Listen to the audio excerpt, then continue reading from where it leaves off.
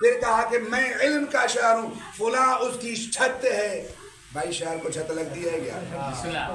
عقل ہی تسلیم نہیں کرتا۔ چھوٹے بچے سے پوچھیں، گھر کو چھت لگ سکتی ہے لیکن کبھی شہر کو چھت نہیں لگتی، روایت یہاں پر بات ہے۔ پھر کہا کہ فلاں اس کا پر نالا ہے۔ یار کیسی کوئی بارش تو نہیں چلی کہ پر نالے سے پانی آئے گا؟ عقل تسلیم ہی نہیں کرتا۔ لیکن رسول خدا نے بہت بڑی مہر لگا دی ہے تاکہ آنے والے کو سمجھ آ جائے کہ میں علم کا شہر ہوں، علی اس کا دروازہ ہے۔ میں علم کا شہر ہوں، علی اس کا دروازہ ہے۔ کوئی بھی علی کے ساتھ مقابلہ نہیں کر سکتا۔ ایک فضیلت علی کی شان میں آیت، میں علم کا شہر ہوں، هل يستوي الذين يعلمون والذين لا يعلمون، یہ کسی اور کے شان میں نہیں نازل ہوئی، یہ علی کے شان میں نازل ہوئی۔ کوئی بھی علی کا مقابلہ نہیں کر سکتا۔ دوسری آیت کون تھی دی؟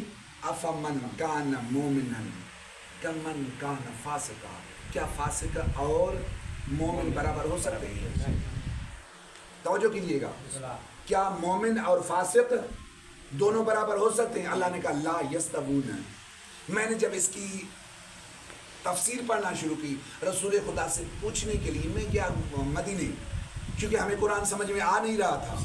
رسول خدا کی بارگاہ میں گئے، یا رسول اللہ آپ ہی بتائیں، آپ نے قرآن میں اللہ نے تو اس طرح کہا ہے افمن کان مومنا کمن کان فاسقا، مومن اور فاسق دونوں برابر ہو نہیں سکتے، یہاں پر کسی کا نام لیا نہیں، آپ ہی ذرا بتائیے کہ یہ یہاں پر مومن ہے کون؟ تو رسول خدا فرما رہے ہیں برز الایمان کلو الا الکفر کل، آج کل کا کل ایمان کل کے کل کفر کے مقابلے میں جا رہا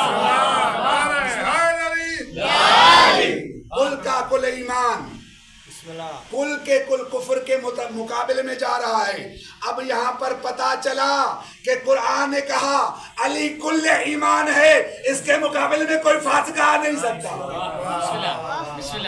علی کل ایمان ہے۔ اب یہ دوسری آیت ہے امام علی کی شان میں۔ تیسری آیت ان اکرمکم عند اللہ اتقاکم، مجھ اللہ کی نظر میں کوئی عزت دار ہے تو وہ متقی اور پرہیزگار ہے۔ مجھ اللہ کی، میں نے کیا کہا پہلے انہیں چار آیتوں میں سے ایک بھی آیت کسی کے شان میں نازل ہو، یقیناً آدم سے قیامت تک کوئی مقابلہ نہیں کر سکتا۔ یہ دونوں آیتیں امام علی بن ابی طالب کی فضائل بیان کر رہی ہیں۔ تیسری فضیلت ان اکرمکم عند اللہ اتقاکم، مجھ اللہ کی نظر میں لائق عزت ہے وہ جو متقی ہے۔ مجھ اللہ کی نظر میں لائق عزت وہی ہے جو متقی ہے۔ سمجھ میں نہیں آیا، پھر میں اور محمد رضا چلے گئے مدینے، یا رسول اللہ ہمیں قرآن کو اللہ کی زبان آپ ہی سمجھائیے ہمیں۔ بیٹھ گئے اس کے پاؤں کے تلے، آپ ہی بتائیں مجھے کہ یہ اللہ نے قرآن میں واضح تو نہیں بتلایا، اس نے فقط اتنا کہا تھا ان اکرمکم عند اللہ اتقاکم، مجھے اللہ کی نظر میں لائق عزت وہی ہے جو متقی ہے۔ آپ ہی بتائے یہ کون سا متقی ہے جس کے بارے میں قرآن نے اتنا جملہ کہا ہے، اتنا جملہ کہا ہے۔ رسول خدا فرماتے ہیں، آپ کو مسجد نبوی میں یاد نہیں ہے، خطبہ چل رہا تھا، خاموش تھا، خطبہ چل رہا تھا، میں متقی کی صفت بیان کر رہا تھا۔ ایک مرتبہ میرا بھائی علی آ گیا، جیسے ہی مسجد نبوی میں آ گیا میں کھڑا ہوا، کھڑے ہو کر علی کے کندھے پہ ہاتھ رکھ کے گیا، یا علی انت امام المتقین، یا علی تو امام المتقین ہے، تو امام المتقین ہے، تو امام المتقین ہے۔ یہ ہو گئی تین آیتیں صوفی علی کی شان، یہ تو ہو گئی تین آیتیں صوفی علی کی شان میں۔ آ جائیں چوتھی آیت، فضل اللہ المجاہدین علی القاعدین درجہ، فضل اللہ علی المجاہدین علی القاعدین درجہ، مجھ اللہ نے مجاہدوں کو، بیٹھنے والوں پر فضیلت عطا کی ہے۔ پروردگار ہر جگہ اشارہ کرتے آ رہے ہو، ہمیں تو سمجھ آ نہیں رہی، ہمارا عقل اتنا بڑا ہے نہیں کہ قرآن کو صحیح طرح سمجھیں، تو پروردگار کہے گا مجھ سے نہ پوچھ جس پر قرآن نازل کیا ہے اس سے جا کے،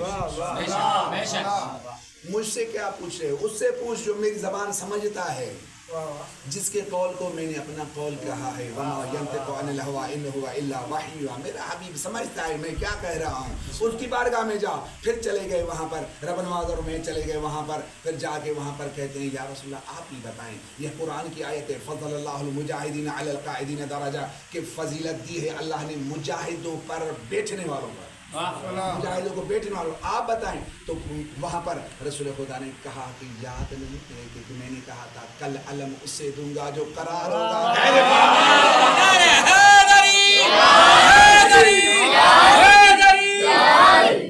کل علم اسے دوں گا جو قرار ہوگا، غیر فرار ہوگا. کل ان کو علم دینا ہے. یقین مانے علی کا شیعہ بھی ایسا ہی ہے، بہادر، نہ ڈر نہیں ہوتا. حاکم شام، یہ جنگ صفین چل رہی تھی نا، مولا علی کی ایک محبہ تھی،